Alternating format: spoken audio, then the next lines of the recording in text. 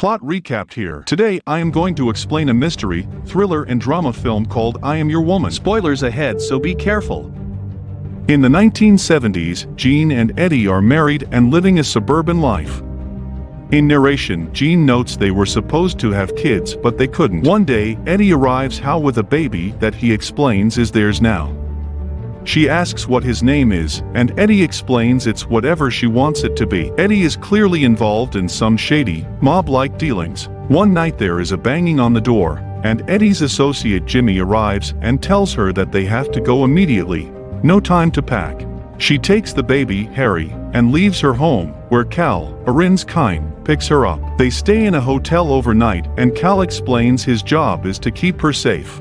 He tells her that Eddie is missing and people are looking for him and her as well. One evening Harry is burning up with a fever, and Jean says they need to take him to a hospital despite Cal's repeated insistence that they can't speak to anyone. They take the baby for treatment and then quickly leave without being checked out. They sleep in the car and are awoken the next morning by a suspicious police officer, who insists that Cal must be bothering her. But Jean is able to come up with a cover story to convince the officer to leave. She tells Cal she never knew she could lie that way. Cal brings Jean to a home that has been set up for her. In case of emergency, he leaves one phone number for her to call and tells her not to speak to anyone. She doesn't want him to leave her alone, but Cal tells her they have to do the best they can.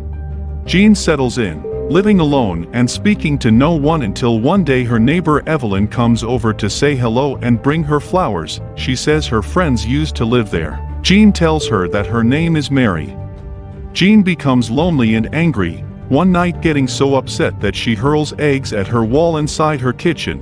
When Evelyn comes over with a homemade meal and wine, Jean lets her in, happy for some food and company. Evelyn asks where the bathroom is, which makes Jean suspicious since she said her friends used to live there, and so she should know where it is. Evelyn says she must be getting old.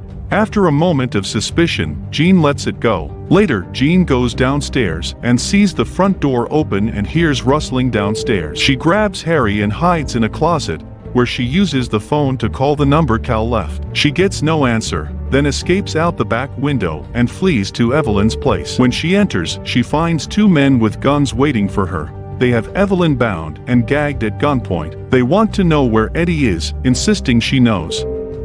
The two men are suddenly shot by Cal. He then turns and shoots Evelyn.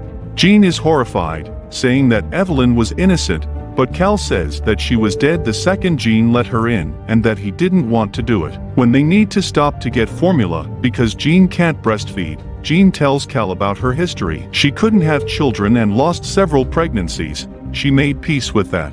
But then one day Eddie came home with a baby he got from a girl who was pregnant and going to be disowned. Even though she had wanted a child, she wasn't sure bringing a child into this life was a good idea. Cal takes Jean out to his family's cabin. Cal explains that he worked for Eddie. The night they left, Eddie killed the boss, and after they left the house that night the boss's men came to the house and killed Jimmy. Jean says Eddie would never kill again.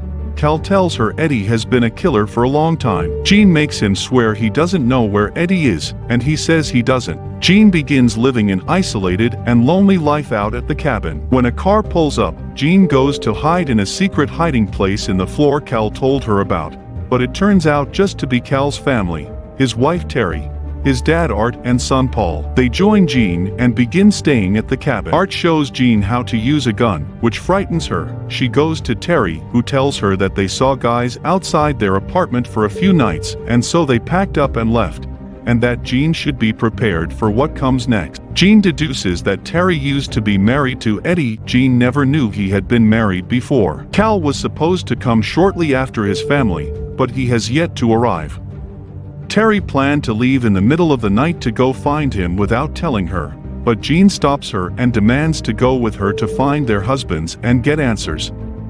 Terry gives Jean a gun. Terry takes Jean to a club, where they go to a back room so Terry can meet Mike.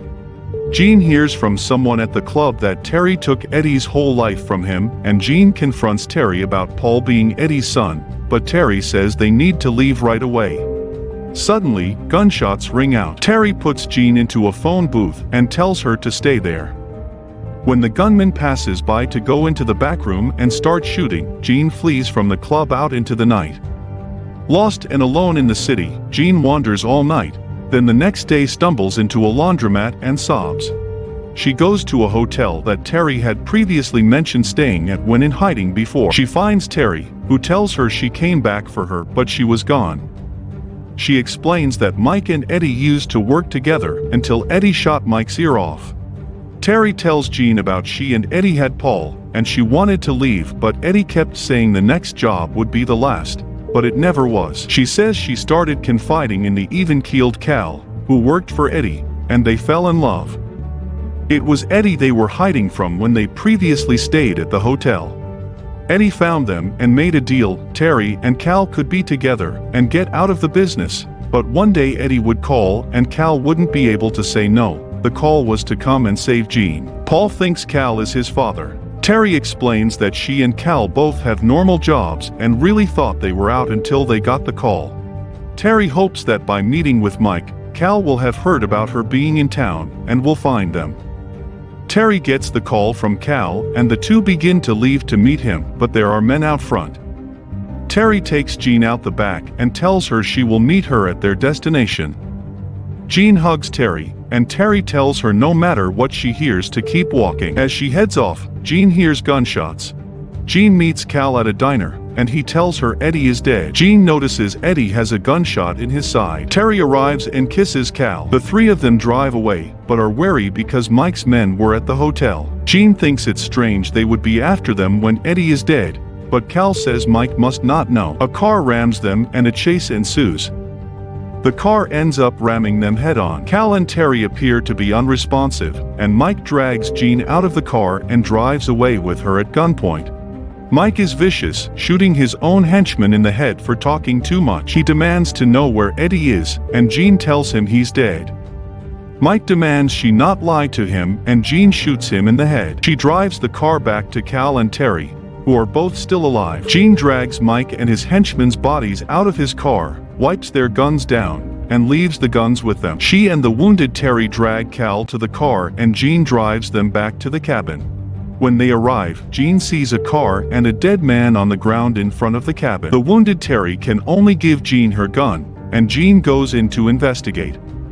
Inside she finds another man dead, along with Art, who has also been killed. She goes to the hiding space under the floor and finds Paul and Harry still alive. She makes Paul close his eyes as she leads him out of the cabin. They get into the car and Jean drives them away and towards freedom.